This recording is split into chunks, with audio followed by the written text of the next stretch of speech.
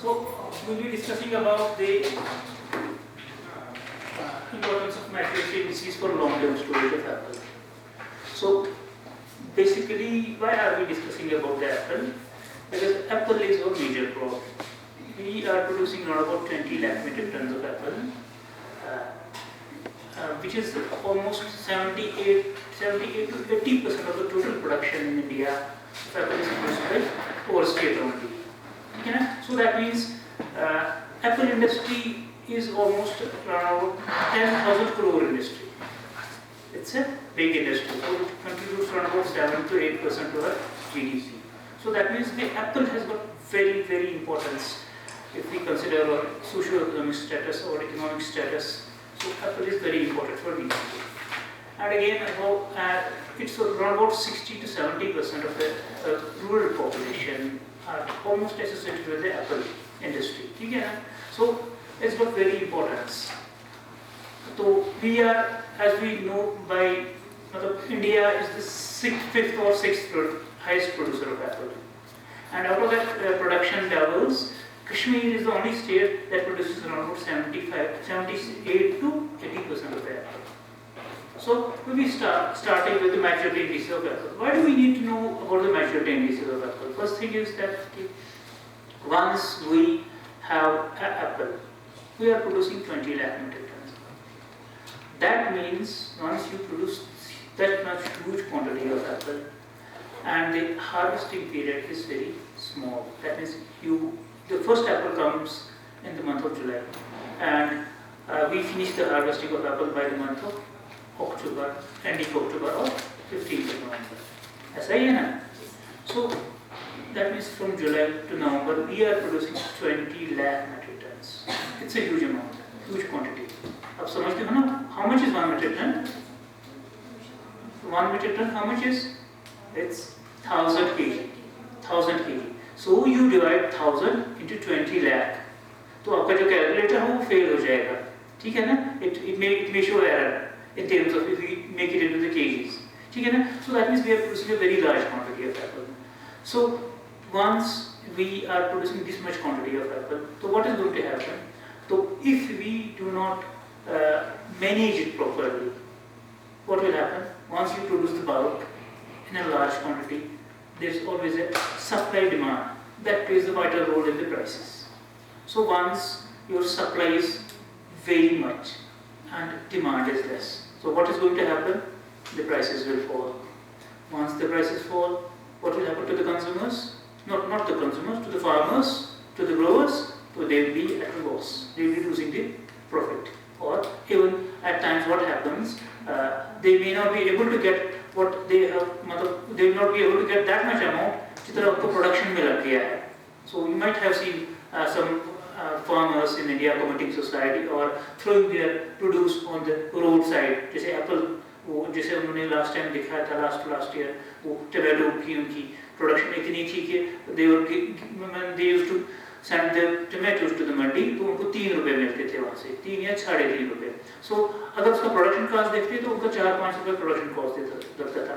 Production cost नहीं, उनका जो transportation from their farm to the mandi, उनको उतना उससे ज़्यादा लगता था. So that was no fun. तो उन्होंने क्या किया? They threw it on the roadside और उसके बाद में demonstration कर दी. So same is going to happen to our apple. Last year आपने भी देखा होगा, last year scenario you might have observed कि we had a very less prices for the apple. देखा ना आप लोगों ने, मतलब you might have observed, अगर आप में से कोई थोड़ा पेपर भी पढ़ता है, बाकी भी पढ़ता है, and this year it was like we had a good prices. So one of the reasons for the good prices this year, what was it? Can anyone tell me what was the reason for this year's good prices in apple? One of the reasons. Yes. Production was less. Production was less. So how does it matter? It's not the production was less. Basically, major reason जो इसका था ना, हिमाचल में बाढ़ आ गई, तो there was landslides वहाँ की जो production थी that was almost zero. ठीक है ना? As a result of which हमारी भी production कम थी. So we had no competition with the other. जैसे हिमाचल हमारा 20 या 25 produce करता है, no, there was no competition from that side. So उसकी वजह से we got the better prices. And plus उसमें जो हमारे थोड़ा ड्राउट कंडीशंस हो गई, उसमें कलर कम आ गया, उसके बाद प्रोडक्शन जो कहा जाता है कि अगर लास्ट ईयर हमारी प्रोडक्शन 20 लाख मेट्रिक टन थी, this year it was not more than it's estimated that it will be around about 15 to 16 to 17 lakh metric tons only. That means almost 2 to 3 lakh metric tons less. तो अभी पूरा पता नहीं है, उसका data नहीं आया है, but it is predicted as per the I talked to the people in the horticulture department. That is what they told. It will not be more than 16 to 17 lakh metric tons. Now, see, okay, हम we're talking about only 17 lakh metric tons. अगर हमारे पास 17 lakh metric tons भी हैं apple, so this much of apple is to be disposed within the span of 3 months, है ना? Ending July से हमारा harvest start हो जाता है, अगस्त, सितंबर, अक्टूबर, वे 3 months. So that means this is to be disposed within the span of 3 months. So जब भी कभी हम एप्पल की बात कर रहे हैं, we have to make a strategy. हमें करना क्या है? Say for example, if there is a farmer, तो उसके पास he is producing, say for example, he is producing 1000 boxes or 2000 boxes of apple. So beforehand, he has to develop a strategy. तो what am I going to do with this apple? क्या मेरा ये जो Apple है, क्या मैं ये सारा इस फ्रेश मार्केट बेच दूँ? अगर डिमांड मेरे को कम रही तो उसको तो स्टोर करना है, लेकिन अगर उसको स्टोर करना है फ्रूट, उसको बिफोर दिस मतलब बिफोर द हार्वेस्टिंग सीजन, तो he has to make the strategy, मुझे कितना अपना फ्रूट स्टोर करना है, कितना मुझे एज फ्रेश बेचना है. बिकॉज यू नो व्हाई मैं क्यों ये बोल रहा हूँ, क्योंकि अगर आपका फ्रेश क्वालिटी एप्पल मार्केट में जाएगा तो उसके लिए आपका मैच्योरिटी जो इंडिसेस होगी वो अलग होगी, हार्वेस्टिंग टाइम अलग होगा. अगर वही एप्पल आपको स्टोर करना है तो उसके लिए हार्वेस्टिंग टाइम डिफरेंट होगा. ठीक है ना? सो दैट मीन्स कि we have to make the strategy, हमने करना क्या है. सो आप लोगों को मैंने यू मस्ट बी नोइंग कि जो हमारा एप्पल है, it's a king of temperate fruits, you people know it. जो एप्पल ट्री होता है it's deciduous tree you understand, जिसके लीव्स फॉल हो जाते हैं ड्यूरिंग द विंटर्स. उसके बाद एप्पल जो हमारा है it's a niche crop, it's mostly grown in temperate areas, और इंडिया में Kashmir is the temperate area, और उसके अलावा कुछ there are parts of Himachal Pradesh, Uttarakhand वहाँ जहाँ पे एप्पल ग्रो करता है. ठीक है ना? तो एवं जो हमारा जो कश्मीर है it's called the apple bowl of India. ठीक है? सो तो अगर हम we compare the shelf life of the apple, अल्लाह ताला ने इसको, अब हमारी प्रोडक्शन ज़्यादा है, अगर हमारे इसके बदले में एप्पल में हमने क्या किया होता ग्रो प्लम्स और पीचेस, तो उनकी शेल्फ लाइफ कम थी. अब हमने भी पता नहीं जाने अनजाने में, because we are the temperate fruit producers, तो we have chosen the apple और अदर वैरायटी जैसे पियरिया वगैरह, बिकॉज इसमें एक तो इकोनॉमिक रिटर्न्स भी ज़्यादा है, एंड प्लस एप्पल की जो शेल्फ लाइफ है it's more compare to other fruits. जो हमारे फ्रूट्स आते हैं उनमें एप्पल की ऑलमोस्ट हर सबसे ज़्यादा शेल्फ लाइफ है, अगर उनको ऐसे ही रखेंगे अंडर एम्बिएंट कंडीशंस. ठीक है? अंडर और कंडीशंस में बात कर रहा हूँ. आई एम नॉट टॉकिंग आप यहाँ से एप्पल ले जाओगे मैड्रास, वहाँ का टेम्परेचर 48 होगा तो you expect shelf life of 1 month और 2 months. नो. अब हमारा जो विंटर फॉल हो जाता है तो उसके बाद टेम्परेचर डाउन हो जाते हैं, तो you can keep it safely for 1-2 months, आराम से रख सकते हो. ठीक है ना? तो उसके बाद अगर हम प्रोडक्टिविटी की एप्पल की बात कर ले, तो हमारी जो प्रोडक्टिविटी है that is 11.43 turns per hectare. Productivity you understand, production and productivity होता है ना. Production is total production, productivity means एक हेक्टेयर में कितना प्रोड्यूस हो जाता है. तो हमारी जो प्रोडक्टिविटी है 11.43 टन्स पर हेक्टेयर. तो अगर आप नेशनल एवरेज की बात कर ले, इंडिया बाकी स्टेट जो Himachal it's better than that. It's वहाँ पे जो नेशनल एवरेज है इंडिया की दैट इज 10.82. और इसमें भी अगर आप प्रोडक्टिविटी की बात कर लें, जो हमारा बारामूला डिस्ट्रिक्ट है, इट इंक्लूड्स सोपोर, हंदवारा, बाकी जो इंक्लूड करता है बारामूला, तो इसमें जो इट हैज़ बीन ऑब्जर्व कि इसकी जो प्रोडक्टिविटी है it's highest compare to Shopian and other districts. तो इट हैज़ बीन ऑब्जर्व कि इसकी जो प्रोडक्टिविटी है that is around 20 tons per hectare. और ये जो प्रोडक्टिविटी है it's comparable to the European countries. जो हमारी यूरोपियन कंट्रीज में जो एप्पल ग्रो करते हैं उनके साथ वो कंपेरेबल है थोड़ा बहुत. अभी मैं हाई डेंसिटी की बात नहीं कर रहा हूँ, टेक मी वर्ड. अब बताओगे हाई डेंसिटी में हमारा ज़्यादा है, मैंने बात कर ली तो यू विल सी कि हाई डेंसिटी में इट्स मोर देन दैट. तो ये मैं आपको मीडियम डेंसिटी और लो डेंसिटी एप्पल की बात कर रहा हूँ. तो अगर हम जहाँ पे यूरोप में ये मीडियम डेंसिटी है तो इट्स कंपेरेबल टू दैट. तो जो मैंने आपको इससे पहले भी बता दिया कि it is got a long harvesting season, ठीक है ना। तो दैट स्टार्ट्स फ्रॉम जुलाई वो goes up to the August. तो दूसरे स्टेट्स जो है, if you take in terms of the Himachal और उत्तराखंड, उनमें जो एक तो उनकी प्रोडक्शन कम है और उनका जो हार्वेस्टिंग विंडो है ना, that is very small compare to ours. That means we are at advantage. जितना हार्वेस्टिंग विंडो कम होगा उतना आपको बल्क प्रोडक्शन एक ही बार प्रोड्यूस हो जाएगी। Once there is bulk production तो आपको तो उसको डिस्पोज करना ही करना है। If you are not able to dispose it, what is going to happen, the prices will fall, ठीक है। अब now if we talk in terms of the fruits, तो all the fruits are living, ठीक है ना। तो जो मैंने आपको दिया है, it's an apple, it's living. तो जो कोई भी लिविंग एंटिटी होगी वो ब्रीथ करेगी, वो रेस्पायर करेगी, ब्रीथ करेगी, रेस्पायर करेगी। What's going to happen to it, it will go on losing its nutrients. जैसे हम रेस्पायर करते हैं तो हमें खाना चाहिए ना कंटिन्यूसली। तो एप्पल जब आप ट्री पे होता है तो उसको खाना मिलता है ना। अब ये हमने इसको ट्री से डिटैच कर दिया तो उसको कुछ नहीं मिलेगा, इसका पानी मिलेगा ना खाना मिलेगा। दैट मींस इसके जो फूड रिजर्व्स होंगे ये वही कंज्यूम कर लेगा।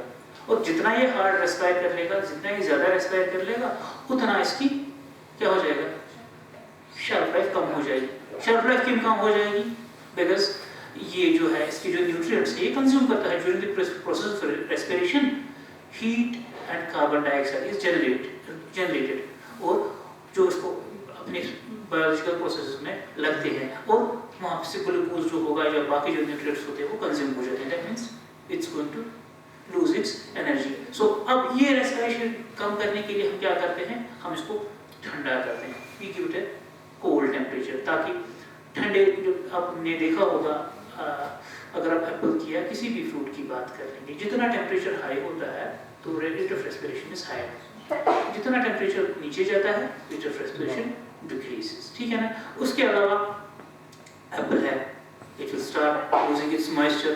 क्यों, इसमें जो होल्स होते हैं वो कॉल देम स्टोमेटा या हाइड्रोथोड्स होते हैं, तो लेंटिसिल्स होते हैं, तो उसकी वजह से ये पानी it will go on losing the moisture. तो दैट मींस इसका वेट भी कम हो जाएगा अगर हम इसमें प्रॉपर कंडीशंस मेंटेन नहीं करेंगे। So over a period of time आपने देखा होगा अगर आप एप्पल को स्टोर में रखते हो तो वो कभी खराब भी हो जाता है। So it may even get sick, हम ऐसे ही बता देंगे ना, या अल्टीमेटली जो बीमार हो जाएगा वो मर भी जाएगा, ठीक है ना। तो अल्टीमेटली इट मे डाई। सो ये डाइंग प्रोसेस को कम करने के लिए, इसको स्टॉप करने के लिए we should have some strategies. कितना हम इसको प्रोलॉन्ग कर लेंगे, जैसे एप्पल की बात कर ले, इंसान की बात कर ले, हर किसी को मरना है, ठीक है ना। whatever comes to this life it has to go, ठीक है ना। अब what should be our objective? Our objective should be to enhance the shelf life as much as possible and maintaining the quality as well. हाँ, एक बात और याद रखिएगा, इट्स अ गोल्डन रूल, जो हमारे फ्रेश प्रोडक्ट्स होते हैं, you can only maintain the quality, you cannot improve the quality. जैसा आपने इससे हार्वेस्टिंग के टाइम था इसकी क्वालिटी, उसको आप मेंटेन कर सकते हो ज़्यादा से ज़्यादा, यू कैनॉट इम्प्रूव इट। लेकिन अगर आप प्रोसेसर प्रोडक्ट्स होंगे तो वहाँ पे आप मेंटेन इम्प्रूव कर सकते हो क्वालिटी बाय वेरियस इंटरवेंशंस। यहाँ पे आपका नहीं है, जैसा आपने ट्री से उतारा बस आप ज़्यादा से ज़्यादा वो मेंटेन कर सकते हो। सो क्या होगा हमारा, दैट मीन्स कि we have to maintain the quality and retain the quality for a longer period of time. अब हमने शेल्फ लाइफ हम बताएंगे भी, एप्पल हमने नवंबर में हार्वेस्ट किया, मार्च में भी ये ऐसा ही था, लेकिन जब हम खाएंगे तो इसका टेक्सचर मिली होगा, तो that will not be a good quality apple. तो उसमें जब हम मार्केट ले जाएंगे तो उसमें कोई अच्छा पैसा नहीं आएगा, ठीक है। सो आप लोगों ने देखा होगा मतलब फ्रॉम फ्यू इयर्स तो we are using the Biharis for harvesting of the apple. अब उन बेचारों को एप्पल देखा नहीं होता है, they don't know how to harvest, ठीक है ना। अब if you looked 10 years back तो वहाँ पे हमारे पास we had people who were skilled, तो उनको पता था कि भाई हमने एप्पल उतारना है। पहले हमने, जब हम बिहारी को लाते हैं पहले हमने इसको क्लास देनी है, भाई आपको ऐसे खींचना नहीं है, आपने इसको ट्विग लेके खींचना नहीं है, you have to twist it, ठीक है ना। सो दैट मीन्स कि वी मस्ट नो कि how to harvest the apple. अगर हमने प्रॉपर्ली हार्वेस्ट नहीं किया तो अगेन अगर इसका जो पेडिसल होता है, अगर during the harvesting if we are not able to retain the pedicel of the apple, तो उसकी शेल्फ लाइफ जो होगी लेस देन हाफ। तो वो जो जिन एप्पल्स में पेडिसल रिमूव हो गया होगा, they are not meant for the seed storage, ठीक है ना। सो दैट मीन्स कि you must have an expert जिसको ही उतारना है। एंड उसके बाद जब इसकी हार्वेस्टिंग कर ली, तो जो बंदा भी हार्वेस्ट कर लेगा उसको पता होना चाहिए he should treat the apples as eggs in a basket, ठीक है ना। वैसे ही उसको उनको रखना है, दैट मीन्स कि जो आपका बास्केट होगा, कुशनिंग होगी, that should be proper. Basket जो होगा उसमें प्रॉपर कुशनिंग होगी, ठीक है ना। और वो जो हमारे जो हार्वेस्टर्स होंगे उनके नील्स नहीं होनी चाहिए ताकि इसमें फ्रूट में न चुभे, because it has been observed कि once you harvest the apple or any fruit, अगर उसमें ब्रूजिंग हो जाती है ना, ब्रूजिंग यू अंडरस्टैंड, अगर उसमें ब्रूजिंग हो जाती है तो उसकी जो रेट ऑफ रेस्पिरेशन की treatment is 400 times. How much? 400 times, जहाँ पे ब्रूज हो जाएगा, बाकी पार्ट्स में नहीं। दैट मीन्स कि जिस फ्रूट में ब्रूजिंग हो जाएगी वो जल्दी खराब हो जाएगा, ठीक है। अब जब हमने फ्रूट को हार्वेस्ट किया तो ऑब्जेक्टिव क्या है हमारा? ऑब्जेक्टिव ये है कि पहले होता है जब हम फ्रूट को हार्वेस्ट करते हैं फ्रॉम द फील्ड, तो इसमें होती है we call that is a field heat.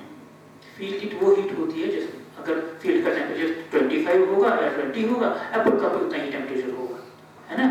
Winters में हम क्यों ज्यादा कपड़े पहनते हैं? क्योंकि बाहर गर्मी ठंडी होती है, हमको भी ठंडी लगती है। समर्स में हम निकालते जाते हैं एक, तो क्योंकि बाहर गर्मी होती है, हमें भी गर्मी लगती है। सो दैट मीन्स कि ये जो हीट है it's transferable to one body to, जैसे हम कपड़ों को प्रेस करते हैं, गर्म प्रेस से करते हैं ना, ठंडे से नहीं करते हैं, because heat gets transferred from ये जो आपका आयरन होगा, आयरन टू क्लॉथ। सो ऐसे ही होता है कि from environment to the product. So अगर हम इसकी कूलिंग अगर उस टेम्परेचर पे हम इसको रख लेंगे तो it will deteriorate very quickly because of the higher rate of respiration. तब हमारा पहला क्या ऑब्जेक्टिव होना चाहिए? The apple is to be cold as quickly as possible, preferably within 5 hours। तो हमने इसमें 5 घंटे या 8 घंटे में हमने इसको टेम्परेचर जो इसका फील्ड टेम्परेचर होगा अराउंड 18 to 20 होता, तो हमने इसको लाना है किस टेम्परेचर पे? 5 डिग्री पे। That's what we call as the precooling, ठीक है ना। अब दूसरा है कि जब हम फ्रूट को हार्वेस्ट करते हैं, it's to be cleaned, properly clean करना है, क्योंकि इसमें माइक्रोब्स भी होंगे, इसमें मिट्टी के दाग भी होंगे, कुछ भी होगा, जानवरों की ड्रॉपिंग्स भी होंगी। So it is to be clean properly. उसके बाद इसकी सॉर्टिंग एंड ग्रेडिंग। देखो हम क्यों करते हैं सर? अभी हम ग्रेडिंग नहीं करेंगे, अभी हम सॉर्टिंग करेंगे। There is a difference between the sorting and grading. Sorting हो गया खराब एप्पल्स, स्कैब वाले एप्पल्स, उनको अलग करना।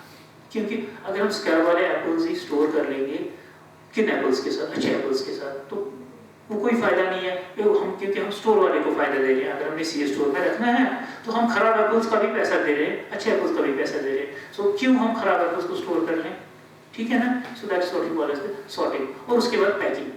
पैकिंग यूजुअली अगर हम स्टोर में रखते हैं तो it is preferable method of packing is the beans, ठीक है ना। लेकिन अगर हमने मार्केट में भेजना है तो प्रेफरेबल स्टोरेज जो हमारे सीएमबी बॉक्सेस होते हैं, कार्डबोर्ड के बॉक्सेस जो होते हैं वो हम यूज करते हैं, या इससे पहले हम क्या करते थे? We used to use wooden boxes. अब वुडन बॉक्सेस में हमारी डिसएडवांटेज ये थी कि we were not able to, मतलब उनको हम डेकोरेट नहीं कर पाते थे, इवन दो उनकी जो स्टेकिंग कैपेसिटी थी वो बेटर थी, लेकिन we were not able to decorate them. आजकल के ज़माने में अगर किसी को मेकअप, अगर सुबह इंसान मुंह नहीं धोएगा ना तो उसको घर में आने भी नहीं देंगे, ठीक है ना। सो आजकल का जो है दौर, हर किसी को मतलब physical appearance means कि it should be up to date, it should be presentable. So this is what fetches the price, ठीक है ना। तो ये मैंने कुछ फोटोग्राफ दिए हैं, देखो क्या करते हैं, ऐसी डेयर रखते हैं फिर। So this is not the right way of keeping the produce. So क्यों हम why do we go for the post harvest management? क्यों करेंगे हम post harvest management? पहला enhanced shelf life, improve economy, मतलब ताकि पैसा इसका ज़्यादा आ जाए, ठीक है ना। reduce the post harvest losses। जो it has been observed जो हमारे एप्पल्स हैं around about 20 to 25% जो हमारी post harvest losses होती है। You can understand, चलो हम 25 नहीं लेंगे, हम 20 ही लेंगे। That means out of every 100 apple we are losing 20 apples। तो 100 apple means 20 apples। एक एप्पल का जो ऑलमोस्ट वेट होता है that's around 200 grams. 20 apples will be 10 apples will be 2 kg, 20 apples will be 4 kg. That means कि 4 kg हम loose कर रहे हैं। तो 1 kg का तो आपको पता ही है कितना आता है, 100 रुपये तो कम से कम आता है।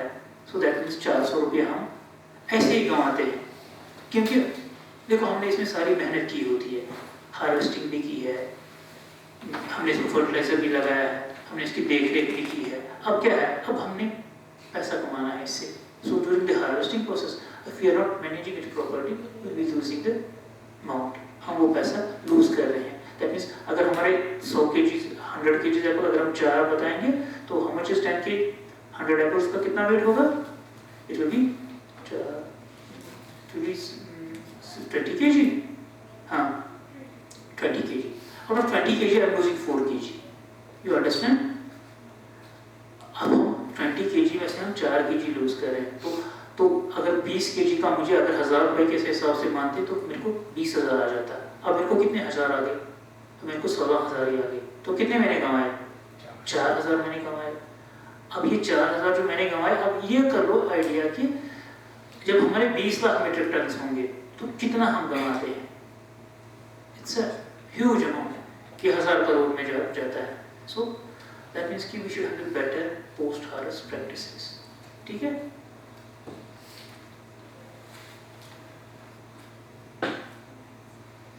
अब ये जो मैं बोल रहा था ना कि हार्वेस्टिंग, अगर हम प्रॉपर स्टेज पे एप्पल को हार्वेस्ट नहीं करेंगे, या तो हम ज़्यादा अर्ली कर लेंगे, या तो हम ज़्यादा लेट कर लेंगे, या तो हम प्रॉपर स्टेज पे करेंगे। ज़्यादा अर्ली करने से क्या हो जाएगा, इसकी कीपिंग क्वालिटी अच्छी नहीं रहेगी, इट विल स्ट्रगल। ठीक है ना, क्योंकि अभी ये देखो, ये जो हमारा एप्पल है ना, there are 2 types of fruits, one is climacteric, other is non-climatic. So once you talk in terms of the apple, it's a climatic fruit. That means in apple we will have a peak respiration. तो जो भी हमारे climatic fruits होते हैं, they are to be harvested when they are mature. Whereas जो हमारे non-climatic fruits like oranges है या cherry है, they are to be harvested tree ripe. Tree ripe आप समझते हो ना, ट्री पे ही वो राइप हो जाएंगे। लेकिन जो क्लाइमेटिक फ्रूट्स होते हैं वो हमने मैच्योर हार्वेस्ट करने हैं। There is a difference between, देखो अगर आपने ऑरेंजेस देखे, वो जो ग्रीन कलर के ऑरेंजेस होते हैं उनमें कोई मजा ही नहीं होता है, बिकॉज हम क्या करते हैं वहाँ पे बाहर क्या करते हैं, वो ग्रीन को ही उतारते हैं ताकि they will fetch the better price. लेकिन अब वो बिकॉज ऑरेंजेस जो हमारे हैं सिट्रस फ्रूट्स हैं, they are non-climatic fruits, so they will not ripen afterwards. अगर आप 10 दिन भी रखोगे ना ऑरेंज को, वो राइपन नहीं हो जाएगा। लेकिन अगर आप एप्पल मैच्योर हार्वेस्ट कर लोगे, उसमें वो स्टार्ची टेस्ट होता है, फिर आप 10 दिन के बाद उसके खाओगे वो मीठा हो जाता है ना, देखा होगा ना, इट्स नॉर्मल प्रैक्टिस है। आप बनाना की बात कर लोगे, कच्चा होता है ग्रीन, कोई टेस्ट नहीं होता है, उसके बाद वो मैच्योर राइप हो जाएगा, उसके बाद उसमें जूसीनेस आ जाती है। सो जो भी हमारे क्लाइमेटिक फ्रूट्स हैं वो हमने मैच्योर स्टेज पे हार्वेस्ट करने होंगे। अगर हम इसको इमैच्योर स्टेज पे हार्वेस्ट करेंगे, उसमें शोरिंग हो जाएगी और बहुत सारी लॉसेस हो जाएंगी। सो ये मैच्योर स्टेज क्या होता है, हम कैसे डिपेक्ट कर लें ये मैच्योर है कि नहीं है। So we have some various types of indices जिसको हम बोलते हैं मैच्योरिटी इंडिसेस। ठीक है, तो और इसके अलावा जो हमारे अगर हम इमैच्योर या अर्ली हार्वेस्ट करने से, फॉर एग्जांपल हमारा एप्पल है वैरायटी, ये भाई हमारा 150 दिन में तैयार हो जाएगा, तो हम इसको 130 डेज में ही हार्वेस्ट कर लेंगे। तो व्हाट इज इसमें जो क्यूटिकल लेयर, इसमें जो लेयर होता है ना आउटर लेयर, वैक्सी लेयर, वो डेवलप नहीं होता है। अब वैक्सी लेयर डेवलप नहीं हो जाएगा तो वाटर लॉसेस हो जाएंगी, वाटर लॉसेस हो जाएंगी तो इट विल स्ट्रगल। ठीक है, so that is to be taken care of. So अगर हम और मैच्योर हार्वेस्ट कर लेंगे, या जिसको हम राइप बोलते हैं, उसकी शेल्फ लाइफ कम होगी। हमने एक फ्रूट को किस स्टेज पे हार्वेस्ट करना है, तो that gives you an idea कि हमारे पास वेरियस पैरामीटर्स होते हैं। तो हम बताते हैं कि जो हमारा एप्पल, अगर हम एप्पल की बात कर लें, भाई ये हमारा एप्पल मैच्योर हो गया, it is to be harvested right now. अगर हम इमैच्योर स्टेज पे भी कर लेंगे उसमें भी नुकसान है, और मैच्योर स्टेज पे कर लेंगे उसमें भी नुकसान है। दैट मींस कि we have to maintain the proper balance. देखो ये देखो अब ये जो हमारा है, आपने देखा होगा green stage, this is the developmental stage, that means this is the non edible stage. इस स्टेज पे आप नहीं खा सकते, ठीक है। अगर आप खाओगे it will be highly acidic, कड़वा होगा। तो उसके बाद इसकी आती है कमर्शियल मैच्योरिटी, ये वाला दिस स्टेज, तो इसका मतलब we have to harvest it at this stage only. अगर हमने इसको लॉन्ग टर्म स्टोरेज के लिए रखना है, अगर हमने शॉर्ट टर्म स्टोरेज के लिए रखना है तो we can go for this mature, जो हमारा और मैच्योर भी होगा, तो जो राइप हो गया होगा, तो we can go for that. Means एक छोटा स्टेज है जिसपे हमने इसको हार्वेस्ट करना ही करना है। अगर हम उस स्टेज पे हार्वेस्ट नहीं करेंगे तो it may not have the results जो हमने शेल्फ लाइफ की हायर नहीं होगी। सो this is a balancing act, that means कि हमने बैलेंस करना है। अगर हमने अर्ली हार्वेस्ट कर लिया तो it will have a poor flavour, it will have a sugared appearance, तो बायर्स विल नॉट बी, इसमें लिए खरीदार नहीं आएंगे। तो अगर हमने ओवर मैच्योर को हार्वेस्ट कर लिया या राइप को हार्वेस्ट कर लिया, ये नरम होगा, टू सॉफ्ट होगा, जल्दी इसकी खराब हो जाएगा, शेल्फ लाइफ कम रहेगी। तो क्या है, what are the basic criteria for harvesting the apple? पहला है कि साइज एंड कलर। अब ये size and colour it is basically variety specific. American की साइज छोटी होती है तो उसके हिसाब से कलर, अब बोलोगे इसका वो रेड कलर नहीं आ गया, अगर आपके पास ग्रैनी स्मिथ एप्पल है वो ग्रीन होता है तो उसका तो कभी तो रेड कभी बनेगा ही नहीं। So this means it's the variety specific, ठीक है। तो उसके बाद ईज ऑफ सेपरेशन, जब हम इसको रिमूव करते हैं तो खींचना नहीं चाहिए, इट शुड सेपरेट, ट्विस्ट करके it should separate easily, that means this is one of the criteria. लेकिन ये जो ईज ऑफ सेपरेशन है, इससे हमें ये नहीं पता चलता है कि इसकी पेड़सा रखना है कि नहीं? हाँ, पेड़सा रखना है फूड के साथ कि नहीं? पेड़सा तो रखना है जरूरी। अगर आपको लॉन्ग टर्म स्टोरेज के लिए, पहले आपने देखा होगा 10-15 साल पहले तो स्किल पिक करा, इसने सटा पेड़सा पढ़ने सटा, अब वो that practice has been discarded. जो स्टोर में जाता है आपको उसमें पेड़सा जरूरी होना चाहिए। अगर पेडिसल नहीं होगा तो वहां से वो वाटर लॉस करेगा, और माइक्रो, क्योंकि जहाँ पे पेडिसल अटैच होता है तो वहां पे क्या होता है, वहां पे एक दाग जैसा निकलता है, तो वहां से उसमें माइक्रो ग्रोथ हो जाएगी, माइक्रोब्स एंट्री हो जाएगी, तो उसमें वो प्रॉब्लम हो जाएगी आगे। उसके बाद आता है डेज फ्रॉम फुल ब्लूम, जिस दिन इसका ब्लूम था तो तब से कितने डेज हो गए, ठीक है। डेज फ्रॉम फुल ब्लूम, जैसे हम फुल ब्लूम जब एप्पल का आता है, जब एप्पल का फुल ब्लूम हो गया तो उसके बाद हम डेज काउंट करना स्टार्ट करते हैं, ठीक है ना। तो जब हम डेज काउंट स्टार्ट करना करते हैं तो स्पेसिफिक के लिए, हर किसी वैरायटी के लिए स्पेसिफिक डेट होता है। जैसे हमारे पास गाला रेड प्लम है तो उसमें फुल ब्लूम से 120 डेज, एप्पल हमारा रेड डिलीशियस है, इसमें फुल ब्लूम से 150 प्लस माइनस 5 डेज। लेकिन ये जो डेज फ्रॉम फुल ब्लूम जो आगे आपका टेबल आएगा ना, उसके बाद होता है स्टार्च आयोडीन रेटिंग, हम इसमें स्टार्च आयोडीन सॉल्यूशन में डिप करते हैं, उसके बाद इसका कलर देखते हैं। मैं आपको स्लाइड्स दिखाऊंगा आगे। तो that again gives you the idea कि हमने कब फ्रूट को हार्वेस्ट करना है, किस चीज के लिए आ रहा है, ठीक है। देखो ये जो मैंने आपको टेबल दिया है, red delicious is 150 plus minus 5, ठीक है ना। So this 150 plus minus 5 is for the, अगर आपने इसको कोल्ड स्टोरेज में रखना है, सी स्टोर में रखना है। लेकिन अगर आपने इसको फ्रेश कंजम्पशन के लिए रखना है, you can delay it by 15 days. How much? 150, you can go for 165 अगर आपने इसको फ्रेश बेचना है, even you can go up to 170, ठीक है ना।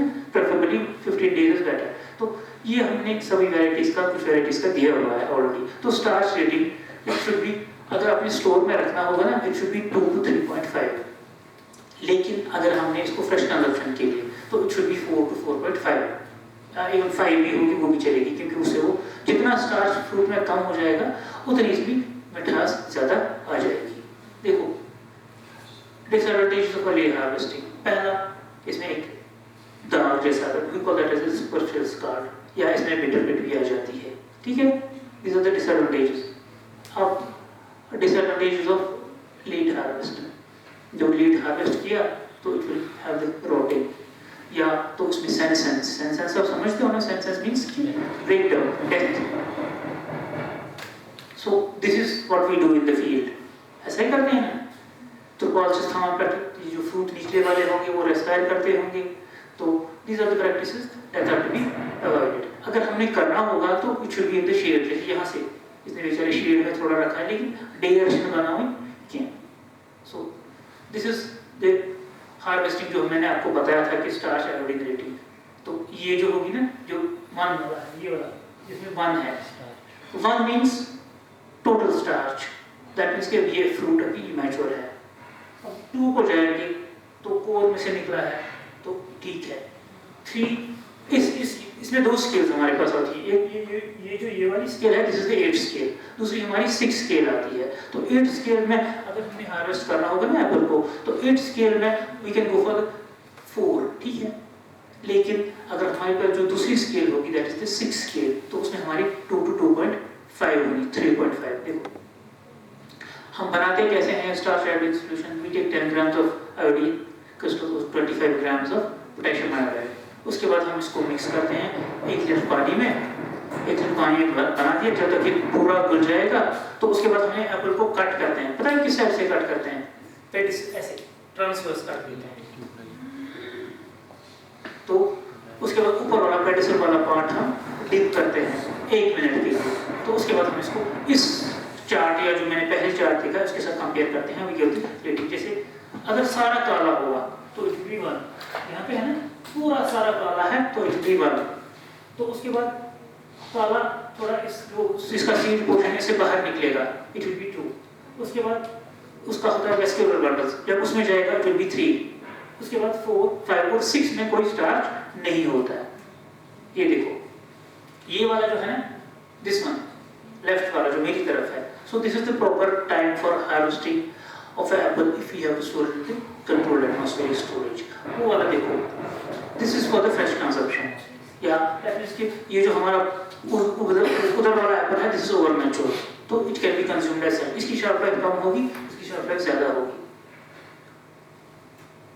तो उसके बाद ये जो टेस्ट जो हम करते हैं, हमारे पास रिफ्रैक्टोमीटर होता है, पेनिट्रोमीटर होता है, तो वेरियस टाइप्स ऑफ टेस्ट्स। उसके बाद प्रेशर टेस्टिंग, तो जनरली जो फ्रूट होता है इसमें 15 to 17 प्रेशर होता है PSI at the time of harvest, वो हम we consider that as a best quality apple. तो उसके बाद जितना ये हम इसको स्टोर में रखते हैं, जितना हम इसको टेम्परेचर रिड्यूस कर लेंगे, इसका जो क्या हो जाता है, इसका जो प्रेशर रीडिंग ड्रॉप हो जाती है। Once the pressure reading goes below 7, तो हम बताते हैं कि भाई फ्रूट जो है it's not a good quality, तो ये जी फ्रूट हमारा खराब हो गया। तो preferably at the harvest 15 to 17 होता है। उसके बाद जब हम उसको 3 महीने 4 महीने 5 महीने स्टोर में रखते हैं तो 11-12 तक आ जाता है ये, सो that is again good quality fruit. लेकिन वंस इट गोस टू 7 और बिलो 7, तो we say कि फ्रूट जो हमारा है नीली हो गया है, it's not the good quality fruit, it's not good for the, it's not मतलब इसके पैसे भी नहीं अच्छे आएंगे। तो हमारे पास जो इक्विपमेंट होता है, दिस इज द पेनिट्रोमीटर जो नीचे वाला है, ठीक है ना, तो वो वाला हो गया रिफ्रैक्टोमीटर। तो उसके बाद अब हमने जो ग्रेडिंग एंड सॉर्टिंग की बात कर रहे हैं, unless and until we don't grade our fruit properly, तो क्या हो जाएगा, what is going to happen, तो will not be fetched at a price. You must have seen this example once you go to buy exotic varieties of apple. बाहर की जो varieties आती है ना, जो अमेरिका से वाशिंगटन एप्पल आता है, दैट कॉस्ट 200 to 300 रुपीस पर केजी। हमारा जो एप्पल होता है doesn't go above 100, why? Because it's properly graded. So once the fruit is properly graded, it fetches the better price. So we should be aware of that. और उसके अलावा for creating our brand, जिस किसी को भी brand करना है ना, he or she has to maintain the uniform quality. If you are not able to maintain the uniform quality, you cannot create the brand. ठीक है? So this is the importance of grading and packaging. तो अब पहले ज़माने में जो packaging material आता था, it used to be what? ये wooden boxes. Now जो मैंने आपको इससे पहले, अब you can see this is a better box, ठीक है ना? तो long term storage के you can use for the, you can go for the crates or bins. Bins जब CA स्टोर में होती है उसमें 300 kg पहुँचते हैं। उसके बाद हाँ, very important, अगर आपने फ्रूट को मेंटेन किया है in the CA स्टोर, तो उसके बाद जब इसको हम CA स्टोर से निकालते हैं तो CA स्टोर का टेम्परेचर 1 to 2 डिग्रीज होता है। Once you remove it from the CA store, तो एम्बिएंट टेम्परेचर हम मार्च में निकालते हैं, अप्रैल में निकालते हैं, उसमें अराउंड 25-30 होता है। अगर यही फ्रूट ऐसे ही पहले जाएगा तो वहाँ पे 40 होता है। सो इसको ही जल्दी डिटेरियोरेशन हो जाती है। So in order to maintain the post cold storage life of apple, तो हमने क्या करना चाहिए, we should always keep the cold chain. Cold chain क्या होता है, स्टोर से निकल गया, रेफ्रिजरेटर वैन्स में गया, उसके बाद ये जब रिटेल आउटलेट पे जाएगा वहाँ पे भी उसके पास रेफ्रिजरेटर स्टोरेज होगा until it reaches the consumer. That is कि right from the harvest till it reaches the consumer's table. तो we have to maintain the cold temperature. तो उससे क्या हो जाएगा? It can enhance its shelf, it can enhance its keeping quality. ठीक है? So this is the harvesting, pre-cooling, cooling, temporal storage, transportation के दौरान भी and ultimately जब retail शॉप में ये डिस्प्ले होगा वहाँ पे भी हमारे पास आपने देखा होगा जो बड़े बड़े स्टोर्स होते हैं जैसे रिलायंस का फ्रेश है तो उनके पास वो होते हैं छोटे छोटे चैम्बर्स ठीक है ना तो this is how it is to be maintained this is the cold chain देखो this is the cold chain concept तो this is the refrigerated van and this is the inside view of a cold store at a airport या cold store room जो controlled atmospheric storage room होता है so this is it तो उसके बाद products तो I don't have to go into the products तो मेरा तो यही टॉपिक था so I finish it here अगर किसी को कुछ पूछना है तो you have every right to ask